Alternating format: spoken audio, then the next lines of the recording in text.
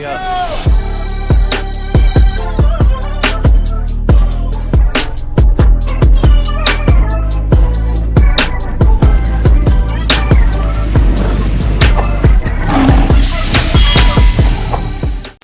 Hello guys, and welcome to the next part of my 48 Laws of Power book analysis. Today we're going to be covering the laws 4 to 6.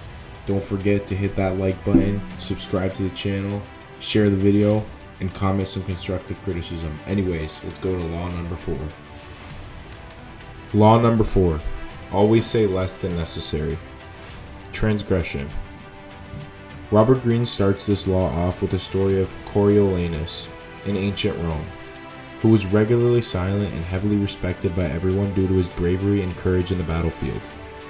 He was a trusted soldier for 17 years, and he was heavily praised for so. As he got older, he decided to pursue politics. He wanted to run in the election. Before he said any speech, he simply showed everyone his scars, and everyone was in awe and respected him even more. He got a little too cocky and started talking and talking, seeming arrogant and pissing people off, saying way more than necessary, and this led to people losing respect for him, and not only losing the election, but also being sentenced to death. Coriolanus talked too much, and that led to him seeming way more foolish than if he said less. Observance. In the court of Louis XIV, the king would have matters and issues that would need to be addressed. Nobles and ministers would spend days and weeks arguing on a matter, trying to persuade the king to their way of thinking. When the arguments were settled and Louis formed an opinion, he would simply say, "I shall see," and never speak on the matter again. People would see his opinion through action and no words. Louis XIV was one of the most respected kings in French history, and stories like this prove exactly why. Reversal. This law must be practiced with caution. Silence can raise suspicion and also make your opponents feel that you are insecure about yourself.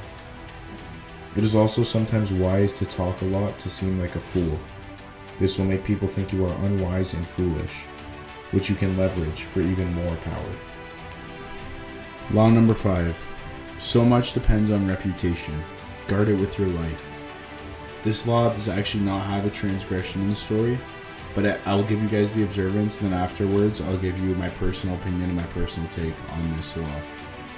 In 1841, P.T. Barnum was trying to make a name for himself as one of America's best showmen. He wanted to buy a museum but had no money. The asking price for the museum was $15,000, and Barnum could not afford that, so he came up with a deal where they are still benefiting. They initially accepted the deal, but then on the last minute they decided to sell it to Rubens Peale. Barnum was infuriated, but the museum made it clear that business is business, and they had to go with the best deal and the guy with the best reputation. P.T. Barnum took matters into his own hands and decided to ruin Peale's reputation. He told people that Peale buying this museum would run his resources thin, and that buying into his stock was a horrible idea. This led to Peale's stock plummeting and his reputation as well. The museum did not sell to him anymore, and they sold to P.T. Barnum. Peale attempted more acts to regain his reputation but failed horribly. Barnum remained a success, and Peale never recovered. Now, I told you guys I'd give you my personal opinion on the law. Now you got to keep in mind that these laws are not subjective, they are objective. They're not telling you to go and do it. It is simply a law. It's not a tip or anything, right? And with this law, I kind of agree with it 50-50, right? So the observance that they gave you, P.T. Barnum completely destroyed Rubens Peale's reputation in order to make his more squeaky clean. Although I agree with keeping your reputation squeaky clean, public image is very important. One of the wisest people I've ever met told me how important and taught me how important public image is. But if you want to go out of your way to destroy someone else's public image, I completely disagree with that. And that is not something I condone or tell my people to do. Just not right. Even though the book is just simply showing you that doing it will help you, and that was the observance of the law, and it was shown through P.T. Barnum. But karma exists, guys, and do you want the bad side of karma or the good side? So I disagree with going out of your way to destroy someone else's reputation. Reversal. There is no reversal to this law. Public image and reputation are crucial in order to maximize power. Although not caring what others think is important, we live in a society that depends on the opinions of others. Neglecting that will serve you no use. Law number 6. Court attention at all costs. Part 1. Surround your name with the sensational and scandalous. Observance. This story is about B.T. Barnum once again. In 1836, Barnum started his career as an assistant owner to a circus. On the opening day of the circus, Barnum was wearing a black suit that made him look like Reverend Ephraim K. Avery, a man that was dismissed on charges of murder but still believed guilty by most Americans. People started believing Barnum was him and rumors spread. Therefore, a group of men attacked Barnum, and Barnum's only way to survive was to prove to these men that he was not who they thought he was. Once he did, he found out that the owner of the circus, Aaron Turner, was the one who spread the rumor.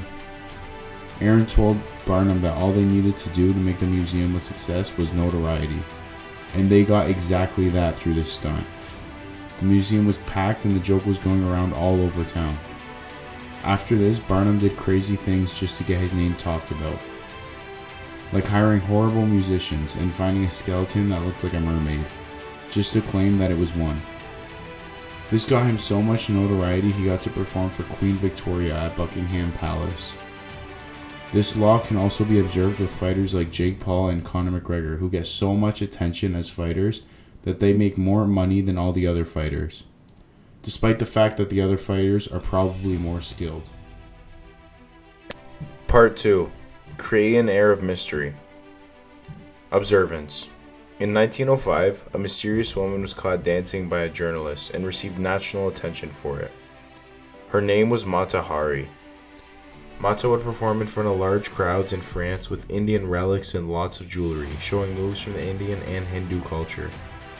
She said her dances told stories from Indian mythology and Javanese folk tales.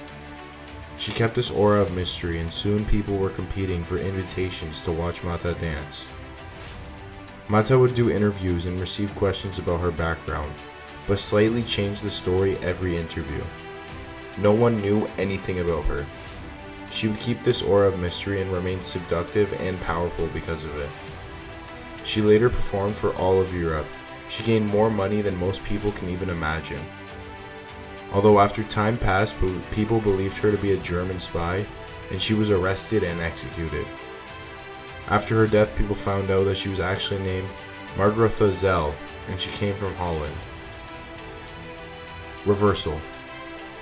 Using this law must be measured and under control. You must change it over time, as your public image will constantly shift. You must remember the first law, law number 1. Do not outshine the master.